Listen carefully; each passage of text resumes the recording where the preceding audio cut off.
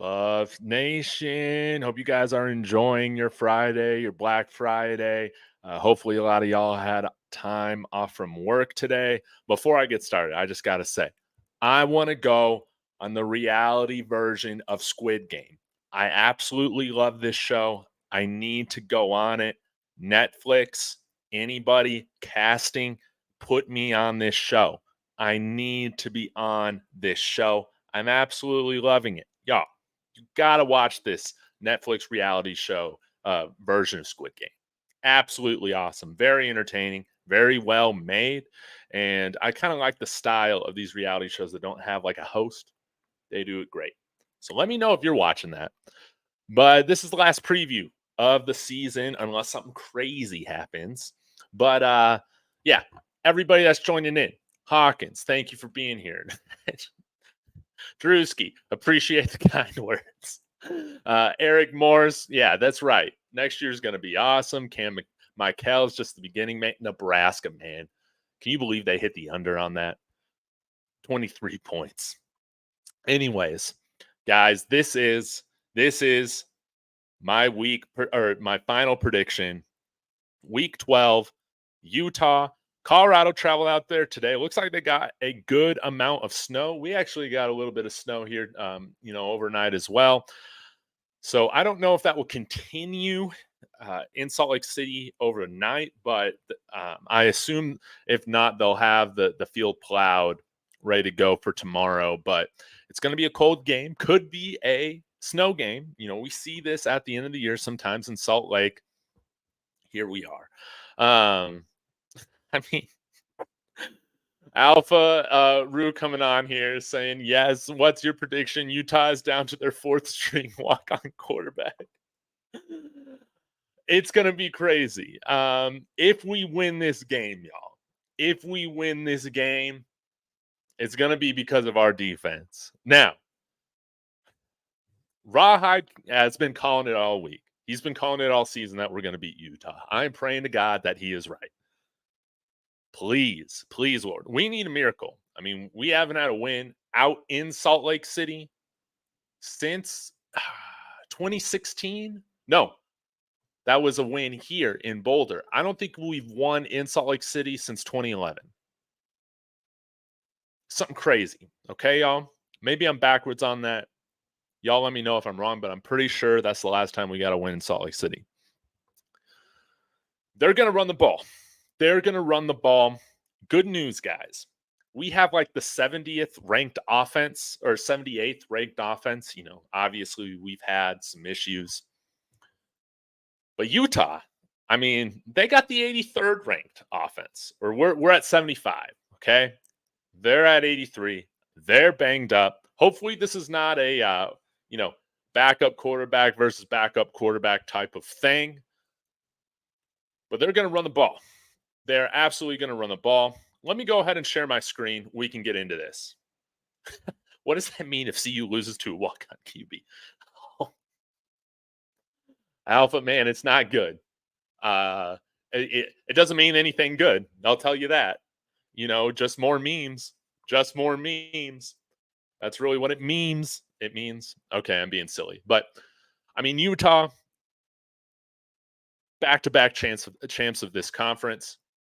They started out real strong. Again, wins over Florida, Baylor. Well, Baylor kind of sucks, but it is what it is. Weber State. But nice 14-7 win against UCLA. Shocking, because I bet some money on Oregon, like $10 or whatever it was, or on Utah. Lost that to Oregon State. Going into Corvallis, lose 14. They take care of Cal. They take care of USC in LA. They lose to Oregon. They get whooped almost as bad as we did. And that was at home. Take care of Arizona State quite easily. And they're on a 2-game losing streak right now. They've, they lost to Washington, which was a really close game. And Arizona, I mean, they just got absolutely destroyed. I mean, Arizona's really peaking right now. They're peaking at the right time. Obviously, this season's a lot different if they have Cam Rising. Way different if they have Cam Rising. And as sad as this is, As painful as this is for me to say, y'all, man, right now, CU's been the get right team for our opponents. That's just been the case of it in conference play. We got one win in our conference right now. It's in Arizona State. Now, if we were in the Big Ten West this year instead of Nebraska, would we have a much better in-conference record? Oh, no doubt about it. But that's just all hypothetical. Right now, we got one conference win. It would be amazing if we could improve on our one conference win we had last year. But it is what it is. Right now, we have been the get right team for our opponents. That is a little bit concerning. But let's get into the statistics right now, okay?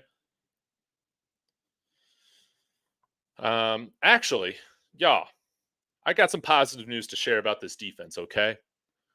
And we know Utah, especially with how banged up they are at quarterback, they're going to be going in testing this run defense, okay? But guys, we're in the top 100 in run defense. Let's go. Let's go. We used to be one of the worst. We have improved, only giving up 168.1 yards a game right now. That's an improvement. Can we play? Because I believe our defense is, mostly healthy right now. I think Bishop Thomas still might have that club on his hand, which is a big blow for this defensive line. But we're 99. Now, we're still the 128th ranked defense overall. But, let's forget about that. They're going to come in there and try to run the ball, okay? We got to stack this box, baby. We got to stack this box. We have to stop the run. They're going to come in there and target us, just like Arizona did. They're going to target. If Trevor Woods is playing, they're going to target that side of the field, okay? They're going to run right at him because he's an undersized linebacker right now. Jordan Dominic has done a better job, I feel like, at containing the edge on the run plays than some of our other edge defenders and edge linemen right now. And so look for Utah to attack the side of the line that 44 ain't on. That's absolutely going to happen. Another key to this game, and I mean, you guys all know this, we got to wrap up. We got to wrap up. We can't be tackling with our shoulders. We have to wrap up. We need that Jaden Milner-Jones type of tackling. We saw a lot of that last game. Again, a great surprise, to see him doing what he's doing as a true freshman, from DeSoto. That's great. But we need to make sure that our secondary players do not look soft. They need to come in here and be aggressors. If we're going to stop Utah, we're going to have to, be getting these guys down on like first contact. You know what I'm saying? And just to put this in perspective a little bit, guys, even when they did have their healthy quarterbacks, I mean, they weren't passing for a lot. Bryson Barnes, Nate Johnson. Let's go ahead and look at this. And he's been the starter for the majority of the year. I mean, Arizona, man, that's tough. 31 of 53. Yeah, that's real rough. Okay, but anyways, I'm getting distracted here. I wanted to show you guys the team statistics, okay? Because Utah, they are, the sum of their parts is always greater than the individuals. When it comes to their team, they play very good team football right now, averaging almost 25 points a game. Their third down percentage, 41%. I think that's about 3% higher right now than CU's third down percent. Now, passing game, they're not going to be slinging the ball around like crazy. 183.8 yards a game.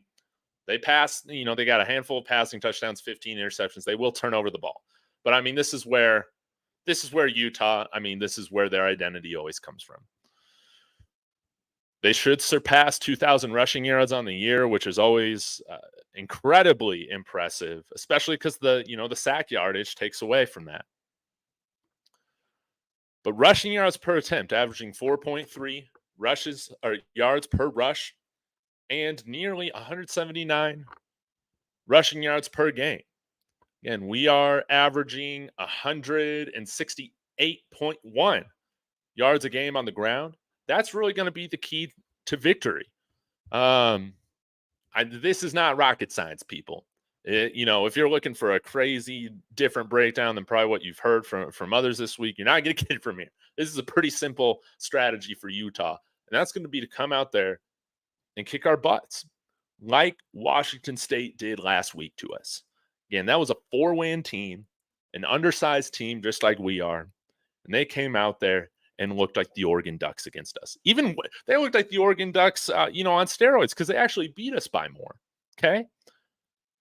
If we're going to have a prayer in this game, guys, we need to have one of the best run defense performances, of the season, if not the best. These guys know how to block. They know how to run the football. They're hard-nosed. Kyle Whittingham, their team has an identity. We've talked about, and other people on their channels and podcasts and all that have talked about, we lack an identity, throughout this season. Utah is not one of those teams. They know who they are, and they're not going to beat us with a bunch of crazy trick plays or anything like that. That's not their style. They don't care if you know what play they're running. They're still going to beat you at it. And that's what I really respect about the Utah Utes, and why, man, I do not feel good about this game right now. But and it doesn't matter, again, who they got at quarterback. If we are able to stop the run, I guess anything can happen. But that's really the matchup to watch, to look out for. And before I go to Colorado stats, let's take a look at their running backs as well. Jaquindon Jackson, their running back, leading the team with 674 yards, 5.1 average. Jalen Glover, another really talented running back, 406 yards, 3.9 yards a carry. They are a smash mouth football team. Now, do want to say they do have a kicker. Cole Becker transferred from CU last year. Right now, 12 of 15. Special teams could become a factor. Okay? And 1 of 2 from 50 yards. Okay? He's missed 2 from within the 30-yard range. It's going to be interesting to watch. Okay?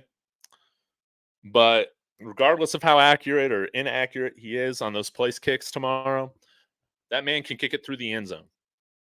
That man can kick it through the end zone on those kickoffs. That's wonderful. But let me go ahead and go to team statistics, and then I'll get to some of your questions after I give you, I guess, my prediction. Okay? Oh, I guess I looked at these, but the other thing I want to point out with them running the football, their time of possession, 33 and a half minutes, essentially. Yeah, that's all phenomenal. Absolutely phenomenal. Now, on the flip side, let's see where Colorado's netted out. Obviously, if we're going to have a chance in this game, Shedeur Sanders needs to play. He needs to get the ball out of his hands, regardless of what's happening, man. Regardless of if that pocket is clean at that 2-second mark in his head after he takes the snap, get rid of it, man. Get rid of it. 29 points a game right now. 38.69% on third down. This is a big game for Shedeur. If he has 2 passing touchdowns, he breaks the single season passing touchdowns record with 29. Right now it's at 28 set by Sefo Liufau. That's a big deal. He already broke the passing record right now of 3,200 yards. I forget what he's at right now. It is what it is. I think he's just a little over 3,200 yards now.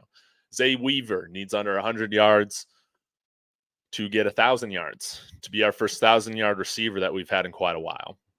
I don't even think Visca reached 1,000 yards. So it's been quite a while, y'all. But right now, we're averaging 2.3 rushes per attempt. We're averaging 79 yards of rushing per game.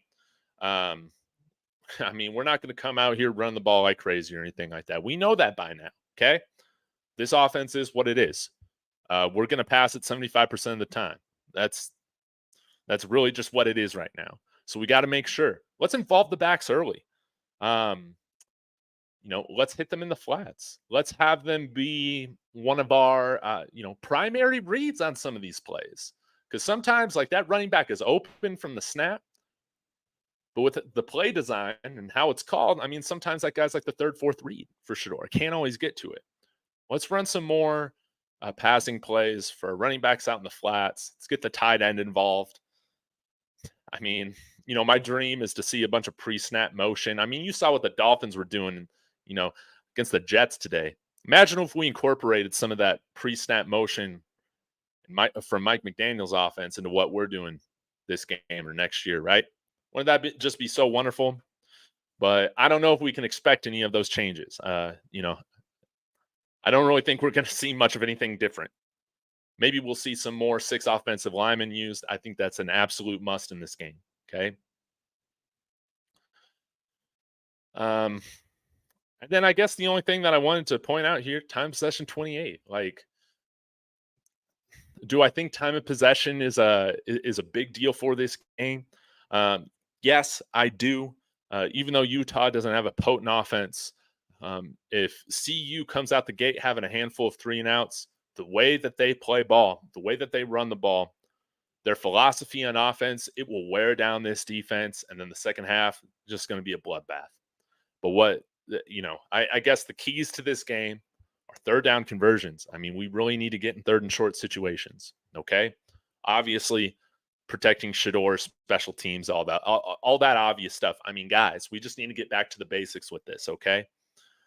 On defense, wrapping up, open field tackling, not allowing yards after contact. Okay.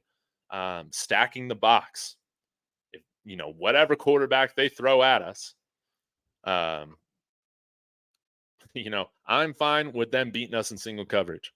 I'm willing to take that chance with our secondary if that means we can have more bodies up front. Yeah, you can tell I've been looking at Broncos jerseys, right? More bodies up front to stop the run. We need to be disciplined. We need to contain and hold our gaps. Discipline, discipline, discipline. Utah is an extremely disciplined football team. They're not going to have a lot of penalties. They're not going to have a lot of mental mistakes. They are very well coached.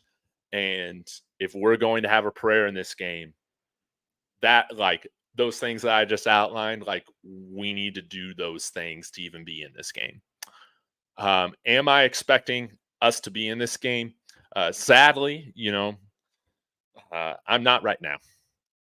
I am not. Right now I'm expecting Utah to, win by at least 2 to 3 scores. And that's just how it is right now. I hope that I can be pleasantly surprised. It would be incredible if we can get to 5 wins. Because again, the bowl games, they still need some more 6-win teams. If somehow we come out and we get that win, we still could be going bowling, which I think would be phenomenal. I think it would be awesome, guys. I'm not going to take any of this for granted. But even though I'm expecting a loss for this team this week, the most important thing to me is how we play. Even if we don't win, are we playing more disciplined? Are we playing with tenacity and aggression? Are we not giving up? Are we working through adversity? Are we still playing hard? Are we playing solid, clean style of football? Can we get like a one freaking clean game on special teams where they're not putting us back? I mean, again, guys, I would give $100 to the 5430 collective if we can just do that. Regardless of what it goes of what the score is on the scoreboard, can we play with the principles that then lead to winning football down the road? Okay, let's finish off this regular season on a really solid note, playing some of the most disciplined football we've played. That's what I want to see. I want to see a game like, you know, even Arizona. I mean, we did some things that really came back to bite us in that game. Okay. But overall, like we played one of our cleanest games of the year against Arizona. And there wasn't too much to be that upset about. Like I was still proud of the way that we played. I was still proud of the way that we played against USC, except special teams. Okay. It's kind of those types of things. But Utah, the 4 losses that they have, I think they're 7-4 right now. I believe all of those losses, yeah, came from them facing ranked teams. Um, they're not a team that normally has these types of losses happen. Now, are they a little bit vulnerable because not having Cam Rising at quarterback and the quarterback carousel that they've been on? Absolutely. But this is not a team that beats themselves very often. Um, but at the end of the day, y'all, like I'm so excited for this game tomorrow. I just hope that the Buffs can come out with some tenacity, fire. There are a handful of guys on this team that this is going to be their last college football game.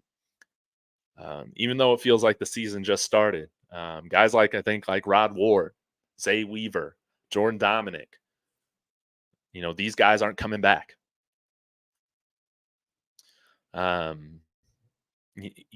Like let's get this win for them. Let's finish out this season because we're still due for one more upset, man. We've been calling it. Rawhide and I, like we've talked about it, man. This team is still due for an upset. Can we get one against Utah? And this is going to be a great litmus test for us, in terms of how we stack up, playing disciplined football, from a physicality standpoint, from a discipline standpoint, how we match up in this game against Utah. I think it's going to be great litmus test. Sorry, for like where the bar's at for us in the Big 12, because I think Utah's going to be one of the best teams in the Big 12, and how much more work we have to do. Okay, the fact that we're a 4 and whatever football team right now, 4-7 football team, doesn't matter. Only this week matters. Okay, so anyways, guys, I'm thrilled to watch this game tomorrow. I'm sad the season is coming to an end, but man, this has been a hell of a lot of fun. I'm going to go ahead and get to some of your comments here in a minute. I got to answer this one really quick before I scroll back up. Coach Kev, question. What the hell do we talk about next week? Oh, Coach Kev. Coach Kev, we're going to have content to talk about all off season long. There are going to be a bunch of coaches fired and blown out, not only from, at Colorado, but throughout all of college football. There's going to be a lot to talk about. Who's coming in as the coordinator, who's coming in at the offense coordinator, who's coming in as the O-line coach, more recruiting announcements. Those things are going to be happening. And I mean, Rawhide, if you're watching, I think you are right now, we'll have to do our full end of season, what I was right on and what I was wrong on when it came to predicting this season. So, we're going to have a lot to talk about. This whole year, I've been doing this stuff since February. And I mean, yeah, we're going to have plenty to talk about. It's going to be a lot of fun. This is definitely the most engaged I've ever been with football team as well. It's just crazy. And there are still things that I miss. There are still a ton of things that I miss. Like, guys, I didn't know till earlier this week that Tim Brewster was moved to an analyst role to make room for Pat Shermer. What? See, I just miss things. But let's finish strong, Buffs. Come on. Let's get a miracle win here for Rawhide. Guys, Utah kicks our butt every week or every year. That's just how it is, man. Let's come out there and play with some pride and actually kick some butt. Wouldn't that be nice? Shador break those records. Zay get to 1,000 yards.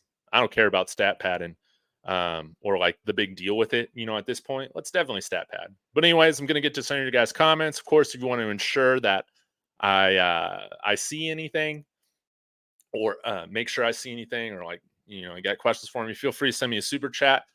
Priority, part of the fellas, the official membership group with the Buffs or with David Talks Buffs.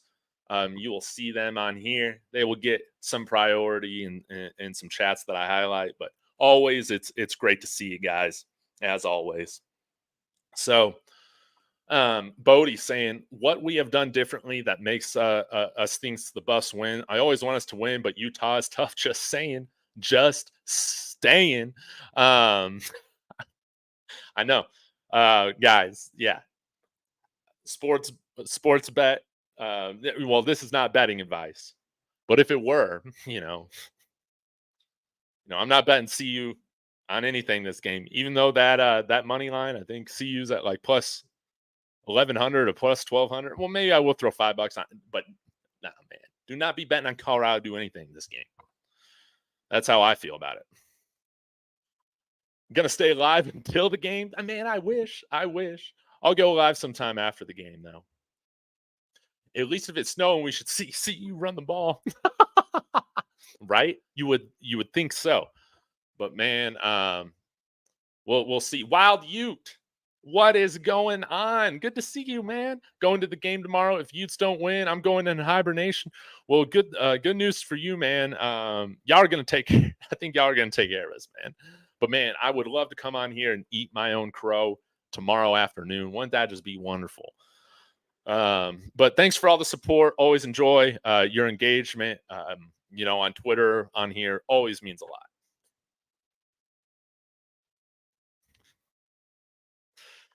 Only. What you mean? Only. Yeah. I know. There's still high numbers, but it is what it is. Facts. We got to tackle. We got to wrap up. We got to play with some pride. Am I torn? I am torn if Shador plays, Nicholas Braxton says. Anyone else? Yeah, I am a little bit, but I'm a lot more okay. Again, people might get frustrated if he's throwing the ball early or throwing the ball away early. Dude, do that. Do what Caleb Williams did last week, man, where he just doesn't even care. He's just trying to get out of there healthy, play some ball, make some plays. Let's just do that, see where it goes. I hate that we end the season with this matchup, man. I absolutely hate it. But if he's just gonna stand back there and Shador's gonna drop back, walk into sacks, hold the ball, do what he's done at different points throughout the season, no, man, get him out of there.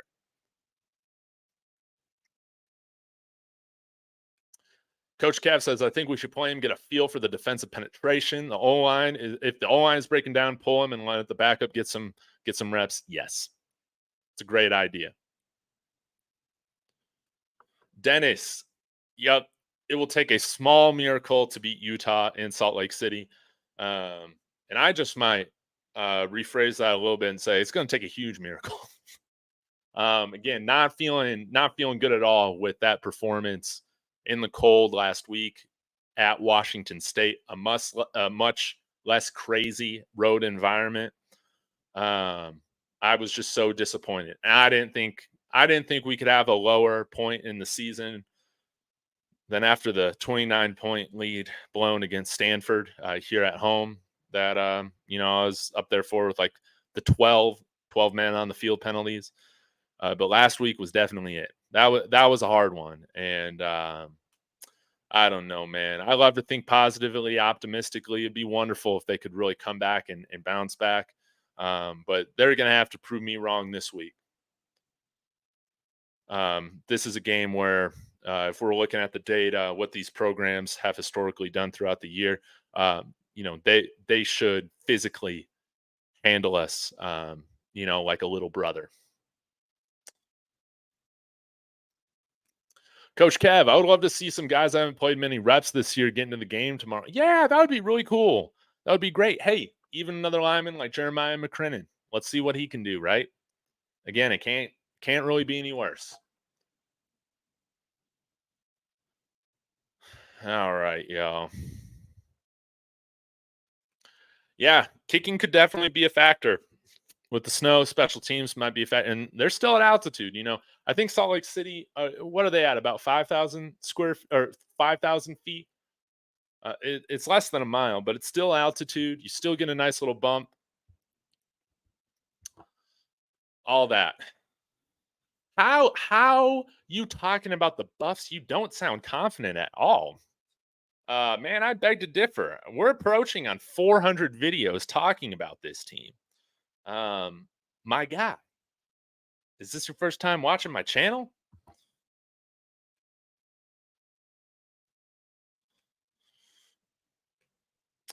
Hit that like and subscribe. I appreciate that as always.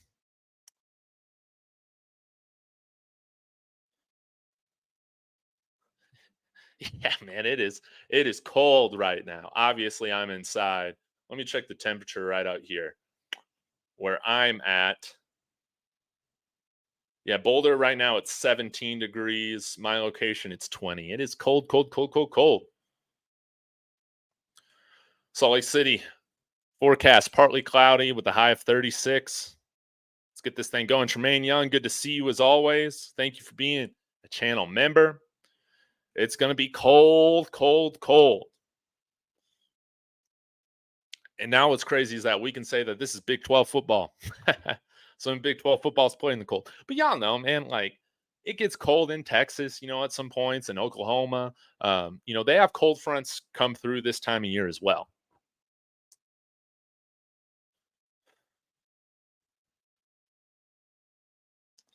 All right. Scrolling through. I love CC.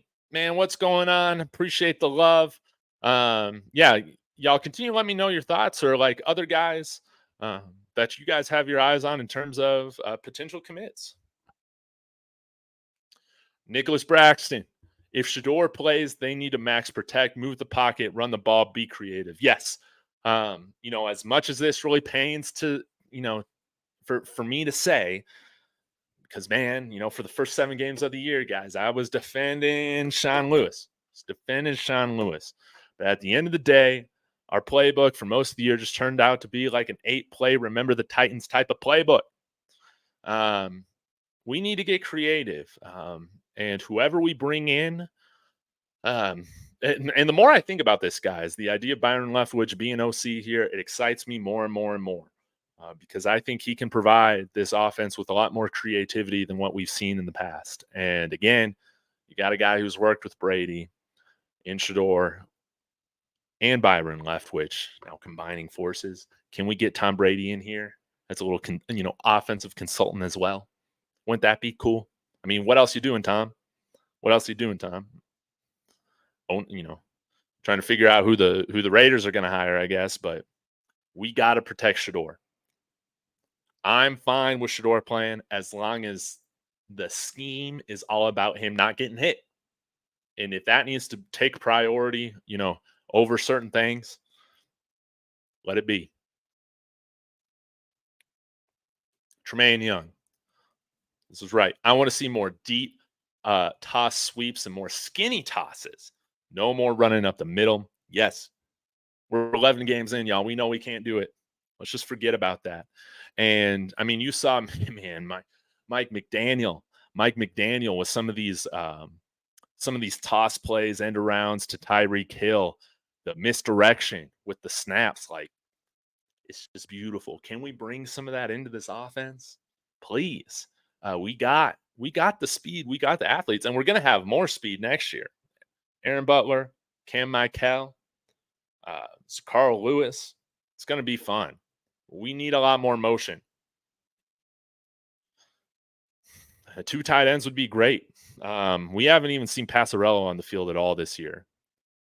I don't know what's up with that, but tight ends need to be a big time target for us in the transfer portal, and I would love it if we get a couple of those guys committing here from the high school ranks as well, even if they're just developmental guys. Again, guys, we need layers to this. Some of y'all are like, man, CU, where's the lineman? Why are they getting Cam Michael? Oh, another athlete. Oh, another outside guy. Guys, man, do you just want 2025 to hit? Because we lose a lot of guys after next season. You just want 2025 to hit and for us to be playing true freshmen all over the place? No, there needs to be layers to this thing. There needs to be development taking place. So when guys get on the field here in a couple of years, they already have some experience. They're already ready for the moment. We need to be recruiting how I feel like every position, every year. We need to bring in guys with multiple years of eligibility in the transfer portal. That would be great too. Similar to what we did with some of our players this year. We need to be doing that. but we need to utilize Harrison. Reverend BJ Nelson, God bless you. Thank you so much for the love. Good to see you in here. Right. See you for the win, baby. See you for the win. Hey, we need all that mojo. We need all the prayers.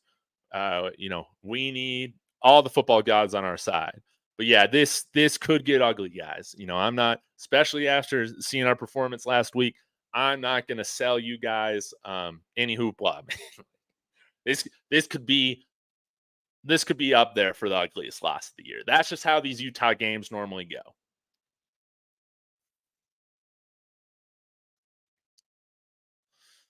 Those deep toss sweeps will keep the defense honest, and they will help us counter the blitzes up the middle. Yes, we need to. This is why I like the pre snap motions. In motions, like as we're snapping, it makes the defense, it puts them in the position where they need to make more decisions and they need to think rather than just reacting instinctively. Goodness, let me talk.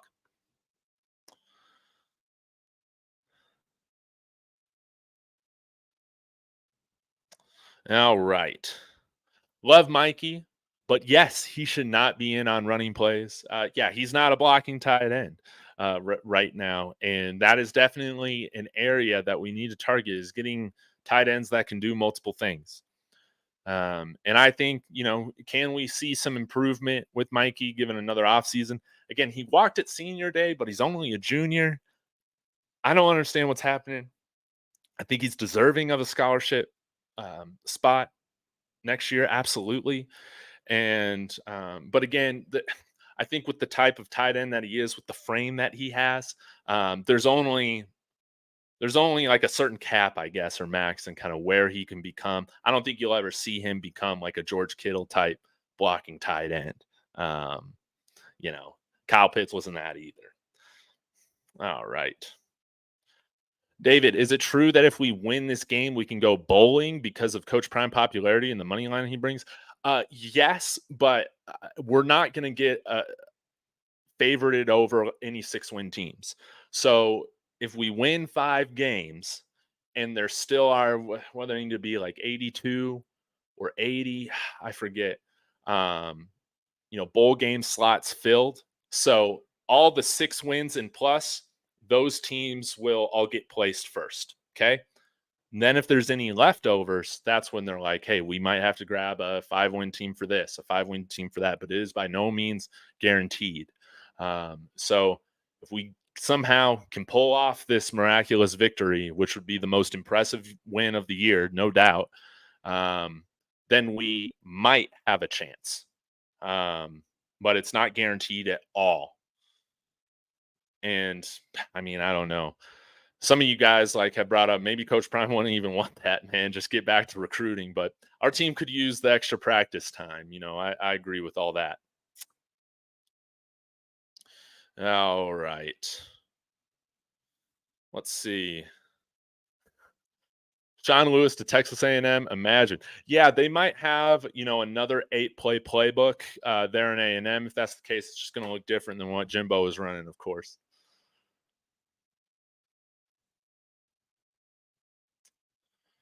All right. Guys were wrong when they said Colorado would be subbing their receivers out frequently. That never happened. Yes. And that's what happens, with what you've seen, like with frustration with certain wide receivers or, like Willie Gaines, I think the plan, and not only people said guys were wrong when they said Colorado would be subbing out their wide receivers out frequently. I believe Colorado thought they would be doing that more frequently because I believe that they thought that this offense would be humming. It would be the strength of the team throughout the year. I mean, that's what I thought. And so if you're having a lot more plays, if you're running up tempo, which we've completely gone away from, and you're scoring a lot, you're going to want to be, switching guys out at the receiver position, fairly constantly.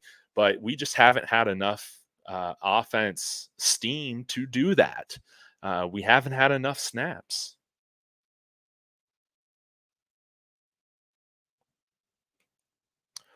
Colin just made another channel for Georgia football.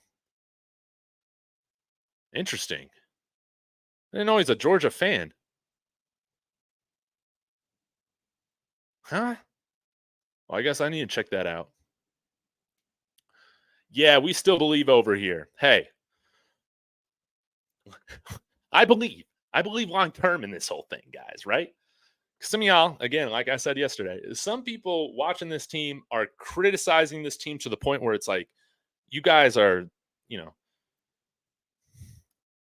you guys are acting like Coach Prime, was me running this team. No, that is not the case. I believe in this. I just don't think right now, man, we can get this win. But man, please prove me wrong. Please, I'm going to be rooting for us to win. I'm not one of those guys that roots to be right. You know, like this is why I never stood with certain Broncos fans. They would root for Teddy Bridgewater to suck because they're like, I believe Drew Lock was better. Man, I just want to see my team win, man. Now, was I rooting for us to tank earlier in this year? Yeah, because I thought I had no hope. But Sean Payton, man, he's doing his thing now. But that's another conversation. I believe, but this one's going to be a really hard one, man. This one's going to be a really hard one.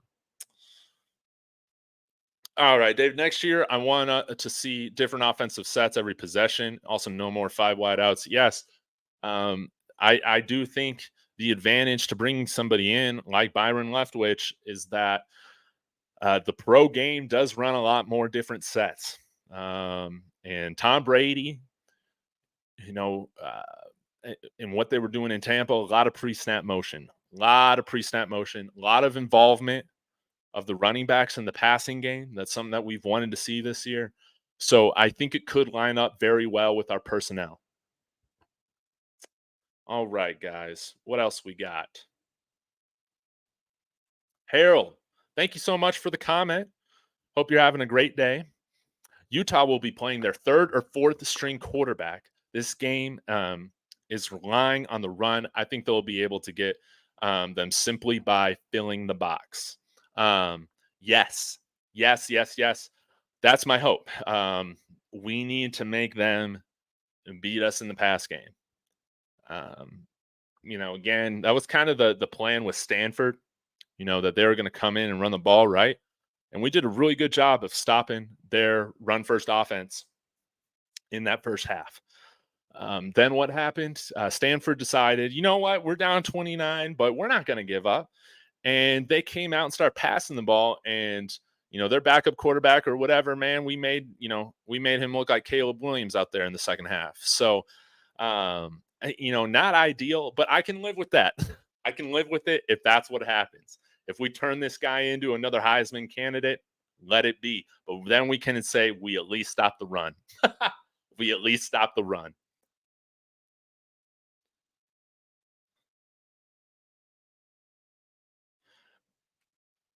Dave, you sound like Brian Howell right now. Man, give me a break.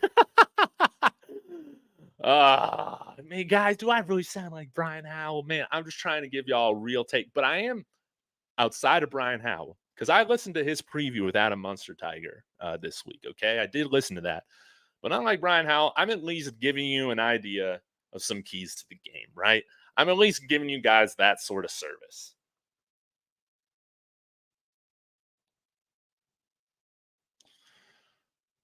Dude, if you're a CU fan, how can you not speak a win into existence? Hey, I'm still saying, I'm praying for a miracle. I mean, you read the title, right? I'm praying for a miracle.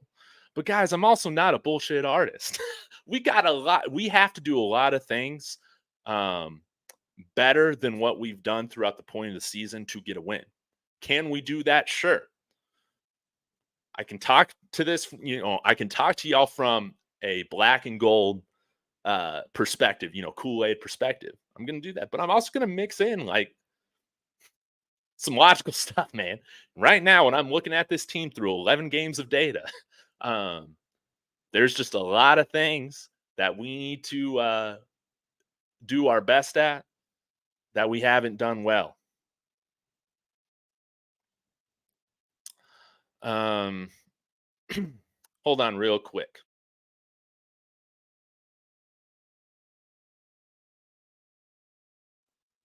All right, y'all. Oh man. Guys crack me up.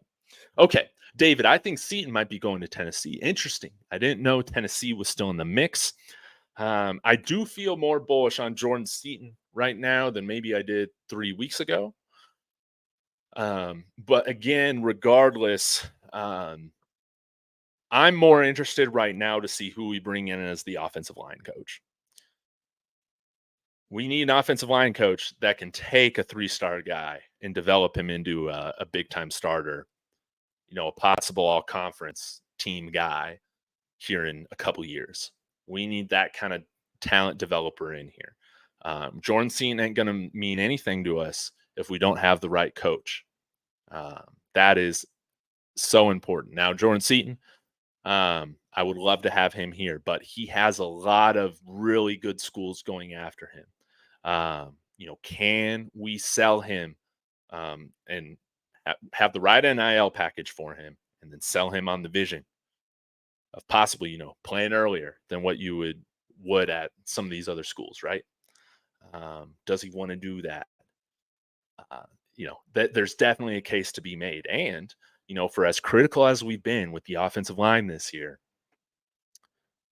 we got to make sure, hey, where there's improvement and there's offensive linemen next year playing much better, we got to make sure that we call them out and give them their praise with the energy that we brought, with the criticalness of the O-line coach and the O-line unit, and those individuals. We need to make sure that we reciprocate that if there's positive things that we see next year.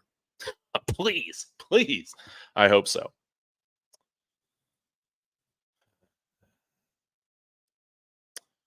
This game is for the seniors. They need to film. They need the film.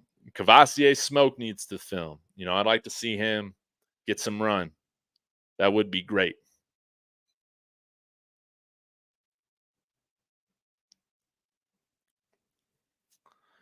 Yes, and that's right. Especially if this game kind of gets out of hand, absolutely get those guys that are finishing out their college careers out on the field. That needs to happen. That's a non-negotiable.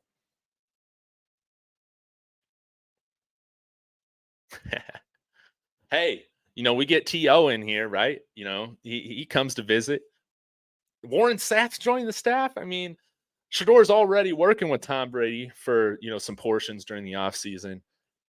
Maybe we just bring him in as, a part-time consultant. He's a part-time owner. He's got his podcast going.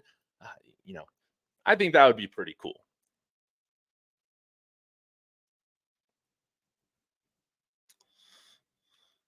Lots of things they could have done to compensate for the worst offensive line in football, but they did not. And, if there's one way to describe what went wrong with this season, Tremaine Young, you put it right there. We left a lot of money on the table.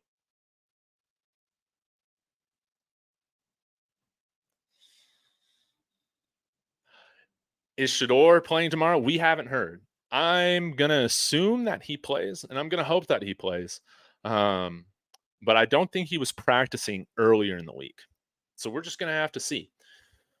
But man, if he's not, I'm gonna watch the game. But man, it's gonna be a tough one to watch if he's not coming out there playing.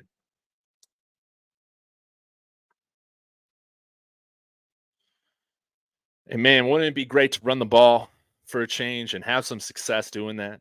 That would be wonderful. I don't know if I mentioned this earlier on, but CU or Utah, they got the 19th ranked defense in the country. Man, we went against some really hard defenses this year. I believe UCLA is right up there. Oregon's right up there. I'm trying to remember where Oregon State's at, but those two and Utah, I mean, top 20 defenses in the country. Pac-12 was, I knew that they were going to be good this year, but they even exceeded my expectation. This was a very hard schedule.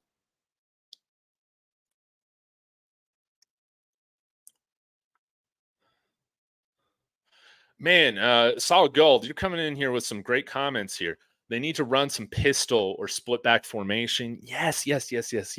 Having some more of that diversity, in just the offensive sets and looks that we give the defense. It could just could do wonders. And I'm hoping we get more diversity when it comes to the type of formations and sets that we're running next year. Again, like I said, it would do us well, I think, to take some of because Mike McDaniel will do that. He'll run under center. He'll run in pistol. He'll run multiple back formations. He'll put Jalen Waddle in the backfield, Tyreek Hill. He'll run a lot of like motion, jet sweeps, misdirection. A lot of that stuff can make up for having an average or bad offensive line if you're executing it correctly. You're absolutely right. Solid goal. And that has to be a focus. Whoever's brought in to run this offense next year, it needs to have those elements. Because right now, what the offense kind of feels like is like, all right, we're going to line up with our 10 or 11 personnel, and we're just going to beat you. And it's like, man, let's run some more pre-snap. Let's run some misdirection. Let's give Shador a little bit more of a key pre-snap of what's going on.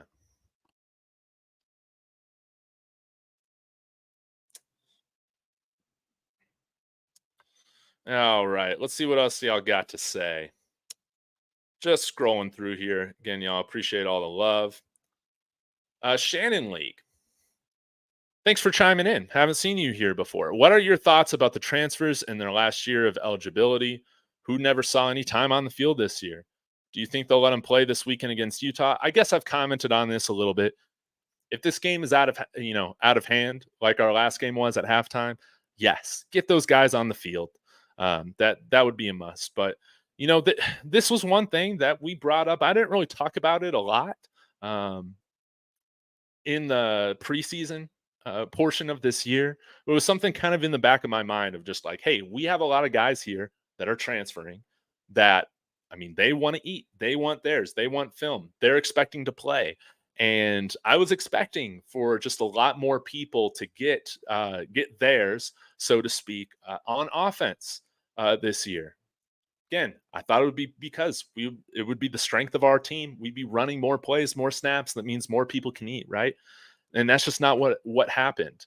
Um, do I feel like Smoke could have really helped this team throughout the year with how we ran the offense? Absolutely. Why we have a guy like Dylan Edwards? And again, this isn't his fault. And I think he deserves more credit because he has not shied away from the assignment, even though it's been ridiculous to ask of him as a true freshman, an undersized back, to be continually out there pass blocking, giving his body up. I mean, he's probably taken the most hits on offense outside of Shador, right? Um, but Smoke could have helped so much in pass protection. You heard Coach Prime say he's a pro. He's one of our most experienced guys. That is something that I do not understand. I don't get it. And I don't know which coach is responsible for that because we haven't seen it change, going from Sean Lewis to Pat Shermer calling the plays. Is it the position coach? Is it Prime? Is it I don't know. I don't know why we didn't see Smoke throughout this year.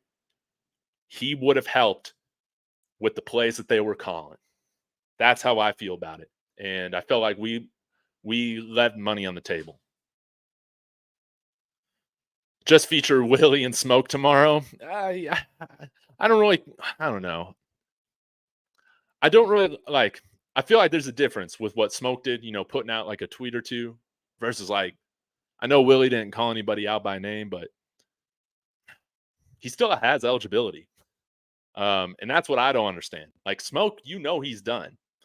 I don't really understand what Willie was doing, but it is what it is.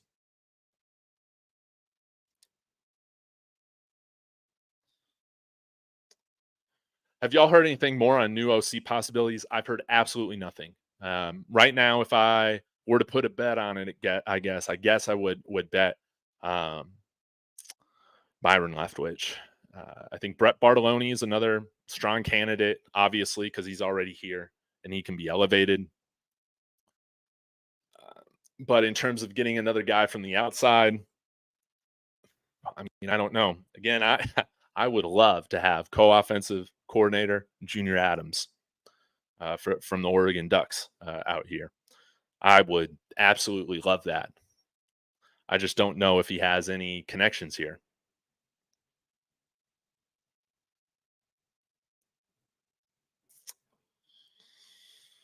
Dylan Edwards hasn't scored a TD since the TCU game. Is that really true? Oh, man. Man, oh, man. Tremaine Young. I love Xavier Weaver is predicted to be middle second, middle third round pick. He may move up because he's an elite special teams player. Yes, he needs to run a fast 40 time at the combine. Yeah, he's been one of my favorite stories this year. And as this channel continues to grow, what's great is that we're going to be able to follow because the Buffs, man, we haven't had really any high draft picks or anything like that. It's nice to see Nate Landman as an undrafted guy this last year finally get on the field this year for the Atlanta Falcons, do some things. But we haven't had high drafted guys since like LaVisca was drafted a handful of years ago by the Jags, I think, in the second round. Was it the Jags? And now we're going to start to see a handful of guys that are drafted with some serious draft capital. Guys, if you're drafted within those first 2 days, of the NFL draft, I mean, you are expected to be a starter. You are expected to fill a starting role, if not that year, very quickly after. And I think Zay's, done a phenomenal job this year. He has that NFL body. Um, he can do everything.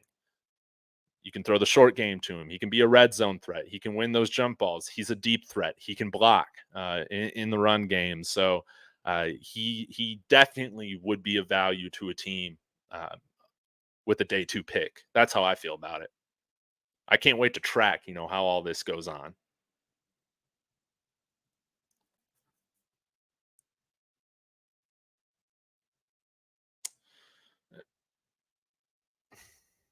All right, y'all.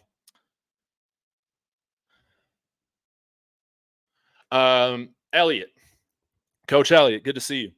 Did Coach Prime say Sean is done? No, but it's pretty clear from kind of what's being floated out there that he is done. Um, and again, like you go and look back, we'll see kind of what comes out on like what led to him being demoted, him and Bill O'Boyle. But when you are demoted, uh, you know, after a game in which you had 2 weeks to prepare for UCLA, where you saw the defense really take advantage of that bye week, where that game was in reach. It was a one-score game most of that game. And then for your offense and your offensive line to look the way that it did, to me, even as somebody that was defending Sean Lewis to that point, it was inexcusable. Done with it. Just done with it. The lack of adjustment, the lack of scheming, like, Tremaine Young said, it was mind-blowing. And Coach Prime then brought in Pat Shermer, from the analyst role to then call plays. I've never known, and maybe you can tell me of a situation that you remember that might be otherwise, but I can't ever remember an offensive coordinator who has had their play calling duty stripped from them to then return to the team the next year. I think it's, and I don't want him to do that. I think it's pretty clear from things that I've heard that him and Bill O'Boyle will be gone, and they have already kind of been communicating that to people. So I think you'll see them move somewhere else. Yeah, absolutely. Absolutely. All right, y'all. I appreciate y'all getting on here talking with me for an hour. This has been absolutely great. We got some other things to talk about. I think I might do a video tomorrow, or maybe on Sunday. Just about, I teased this idea on Mad Dog's show earlier today. You know, Adam Munster Tiger kind of floated this around. You got to read between the lines with these beat reporters, because they might suggest something again that is something that they're hearing, but they'll just put it out there as, hey, but this is just an idea, but what if our solution to backup quarterback is not the transfer portal, which ideally I'd really like, but it's very hard to get quality backups.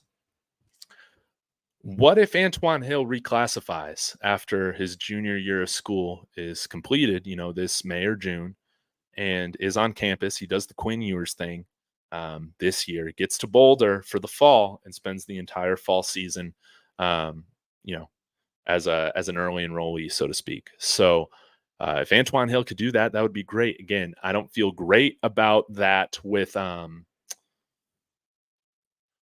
because then he'd be there in probably August. So that's a lot to expect from like if he's gonna come in being that number two. But regardless, getting him here on campus, being around Shador for a year, I think could be very helpful. Getting him here with the OC, ideally, that's going to be here for multiple years, that would be really great. But Texas Tech, they just had one of their quarterbacks. I always pronounce his name wrong. Shao. Um, he's a guy that entered the portal. He's got some arm talent. I think that he would be a significant step up with the other quarterbacks that we have right now. But let's try and find a guy that can come in here, uh, be a dependable backup, and then maybe takes on a GA position with us. That wants to go into coaching, that type of thing. That would be ideal. Bodie C. I love Coach Lewis. I wish he'd fight for his job. If he had an O line, I feel like he would have done great. Yeah. Again, I don't feel like Sean Lewis is a bad guy or anything like that. And I think that, just like many of us, humans, if we don't perform in a certain job well and then we move on to another one, like usually like we'll learn from those things and become better. Like I think Sean Lewis will learn and become better from this. But it just wasn't the right it's just clear it wasn't the right fit. I don't know why. I don't know why, but with the product that we saw in the field, we just know it. We just know it wasn't right. Um, and you know, this is just the way that I interpret things. I think Coach Prime gave Sean Lewis the complete authority to hire whoever he wanted, as the offensive line coach, but probably Coach Prime had his suggestions and recommendations. Sean Lewis decided to hire his buddy from Kent State to come over here with him, Bill Boyle, and he didn't make anybody better. If anything, you could argue that people got worse this year.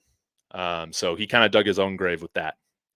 But yeah, again, if you can protect, this offense looks a lot better, even if we do have below average or average scheming and play calling.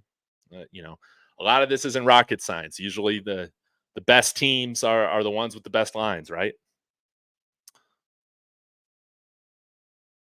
But that's just my interpretation of it, and I think Coach Prime's learned some lessons this year, and I think he's going to become a better head coach, um, you know, this next year as well.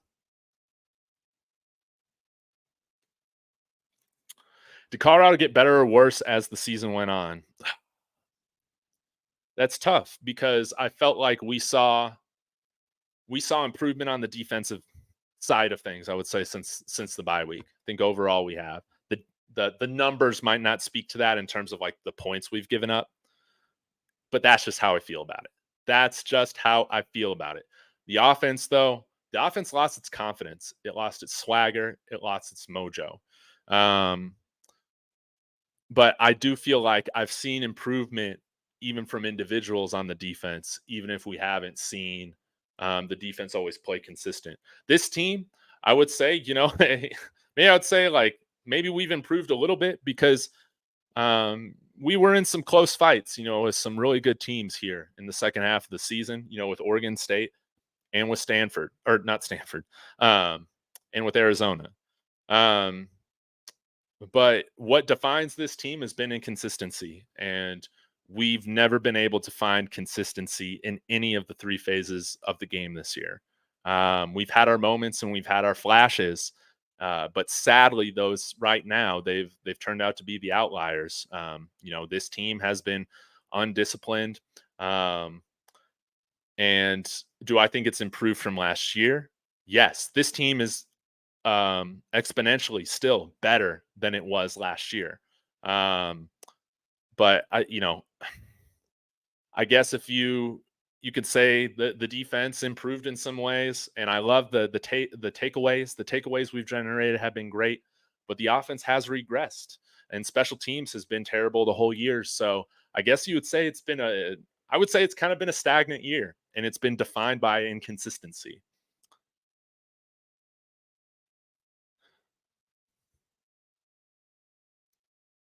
Mad Dog, good to see you. Hey, if you're still watching, I was trying to find you on Instagram. I couldn't find it. So drop your handle in here so we can get chatting.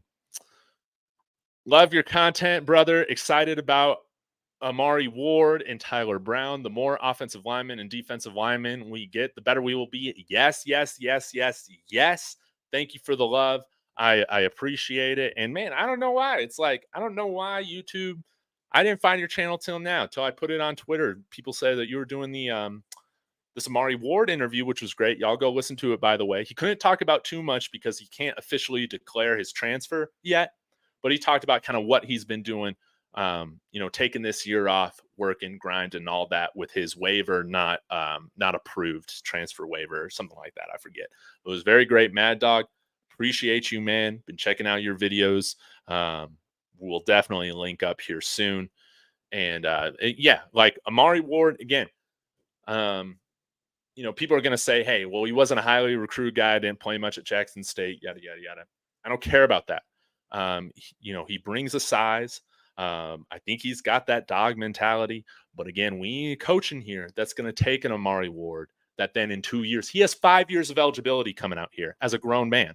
He's like 20 years old. Okay. 5 years of eligibility.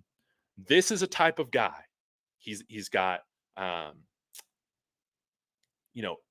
he's physically, he can get there. Okay. There's potential. We have to get an offensive line coach that can take an Amari Ward here and develop him to be a multiple year starter for us. I mean, 5 years, 5 years, that can definitely happen, right? We need a coach in here to work with it. Tyler Brown being back is huge. He's a big miss, on the line, his leadership, all of that. Thank you so much for the super chat. Much respect. But yeah, if you're saying like from week 1, did this team get better or worse? This team's just been inconsistent the whole year, and we've seen some progression and regression, but definitely measured towards last year. Don't let any hater, spew any BS about this. This is a better football team than last year. This program is in the right direction.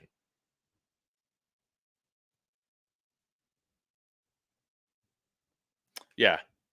+3 in a very hard conference. Again, guys, if we had the schedule Nebraska played, I think we're going bowling.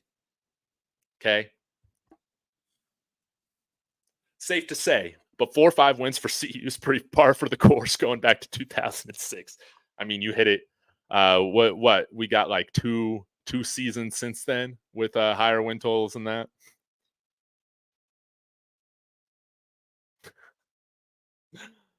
Much respect, Mad Dog. Appreciate you as always. But I will find you. I will find you. Okay. Coach Elliott. This Coach Elliott. Y'all get out there in the morning walk, run some of that turkey off. Bless the Buff family. Yes. God bless you, Coach. Again, it was great to speak with you. And if you're on Twitter, give me a follow too, because would love to just chat with you more as well. Giggity. I just saw the video title, Praying for a Miracle. Hey, again, I'm a positive guy, y'all. I'm a positive guy, but at the end of the day, I'm going to give you my honest opinion of things, okay? I know y'all want me to be positive. Some of y'all want me to just be positive. I gave you some reasons on how the Buffs can win. But I just know this from too much experience, man. Winning in Utah is hard business, regardless of who they got at quarterback. In their home environment, it's probably the Utes and the Ducks, in my opinion, that have the best road environments.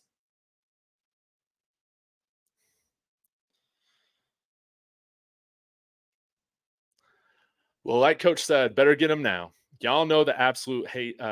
He absolutely hates losing. So this is going to be fun to see what comes next. Yes. And I hate losing. Like it sucks. Like I hate it. I hate it. I hate it. I hate it. I hate it. And he's right. This recruiting class that we're going to get, it's going to be great. Um, I think we're going to get more starters in here. We're going to continue to have that depth because, guys, we lack the depth. We really lack the depth, especially in the trenches. And now we have a second cycle to where, I mean, a lot of our starters on the defensive and offensive line this year, if this thing ideally works out, they are rotational guys next year. You know, that's what I'm hoping for.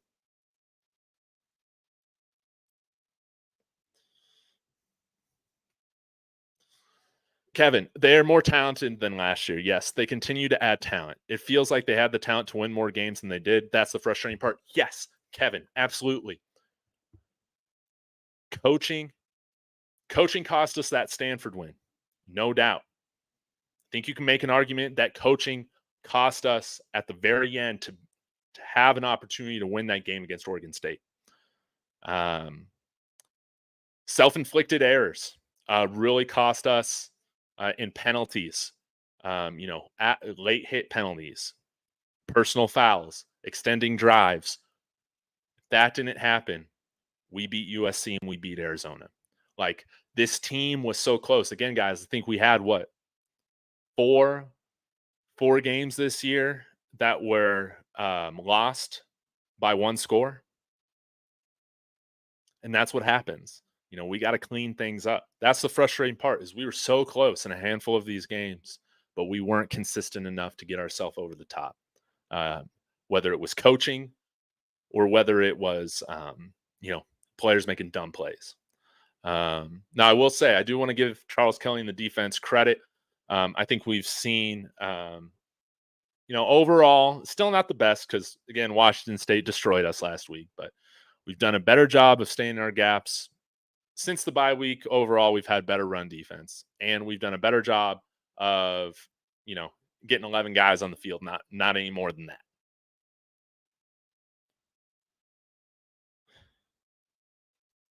I'm positive, but I'm a realist. Again, guys, I don't want to sell you, I don't want to sell you anything too crooked here, you know. So yeah, Travis Hunter had a dumb personal foul against USC, and I believe we did have some some other penalties that extended drives. I think we still had 10 penalties in that game. Um, and then we also had the big special teams miscue, the blocked punt, which led to a touchdown, and then the missed field goal in which they scored in which they scored off of that, which I think was a field goal. But anyways, they're responsible for like a 10 or 13 point swing. Special teams was. We beat ourselves against USC, and with Arizona, man, I mean that one hurt, man. That one hurt. Um, that would have been such a quality win.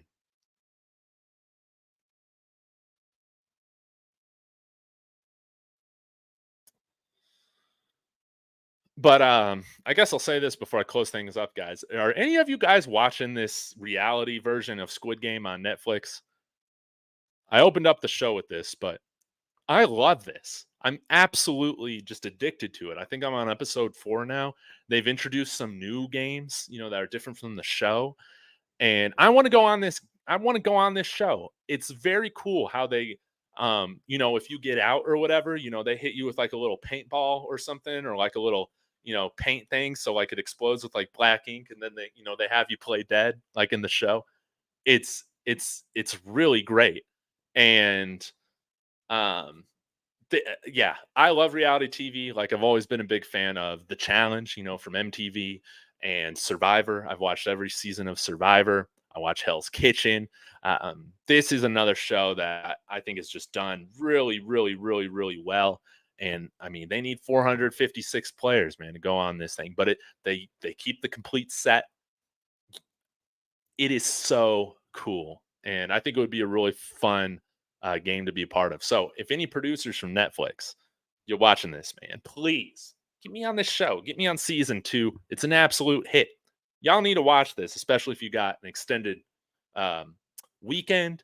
And I mean, football season, college football season's almost over. So you guys are going to need some other things to watch. Definitely watch this.